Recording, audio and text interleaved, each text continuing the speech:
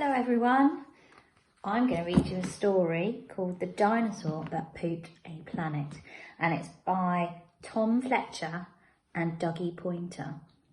Now this is about a little boy and his pet dinosaur, and they go on a trip to the Science Museum, but when they're there they get in lots of trouble because the dinosaur is so hungry he wants to eat everything in sight.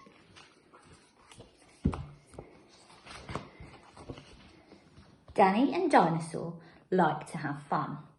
Some days they had lots, some days they had none. One day they were bored, they had no games to play. Danny said, "Dinosaur, what shall we do today?"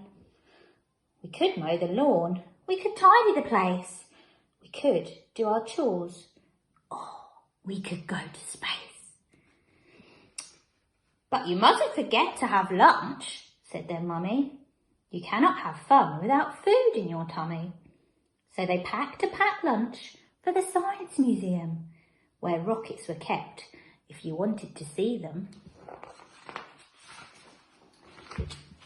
There were hundreds of rockets and spaceship surprises, tall ones and small ones, of all shapes and sizes, and one that was ready to launch with a door big enough for a boy and his pet dinosaur.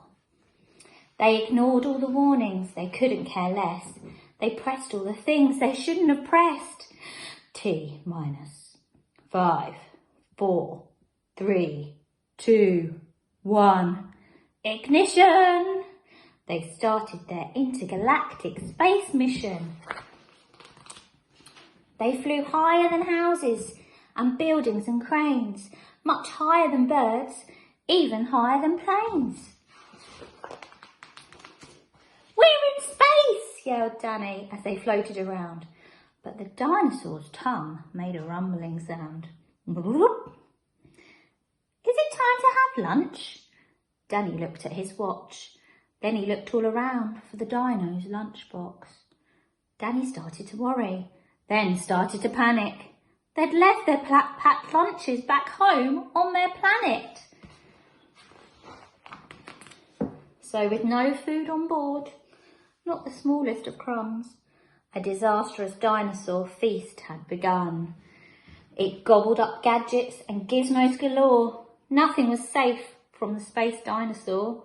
Robots and ray guns and blinking red blinkers, eating things thought up by NASA's great thinkers.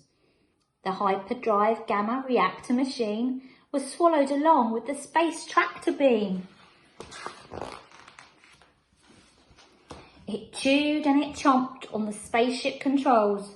The rocket was dotted with dino tooth holes. Inside it was bare, the spaceship was empty. Outside there were more things to eat. There was plenty. It broke down the door with a cool ninja chop. Out in space, dinosaurs are much harder to stop. It chomped on the moon like a big chunk of cheese, then shoved even more in its mouth with a squeeze. It munched on the Martians from Mars and their cats. Their cats are like ours, but their cats wear cool hats. Satellites, Saturn and 6 supernovas, shape-shifting saucers and 7 space rovers. It guzzled 5 gallons of fuel from the tank, and Danny's jaw dropped as he watched what it drank. With a crunch and a crack and a nom nom nom, in one dino gulp, their rocket was gone. Now nothing was left. All Danny could see was a fat dinosaur where the rocket should be. And so they were stranded with no way back home, just Danny and Dino in space all alone. Now Danny was crying. He cried and he cried. He cried and his tears filled his spacesuit inside. Unless they were going to stay there forever, the dinosaur needed to do something clever. With the feeling of guilt deep down in its gut, its brain brewed a plan involving its butt. It knew there was only one thing it could do. To get them back home, it needed to boo! Like a poop-powered rocket, the dinosaur flew.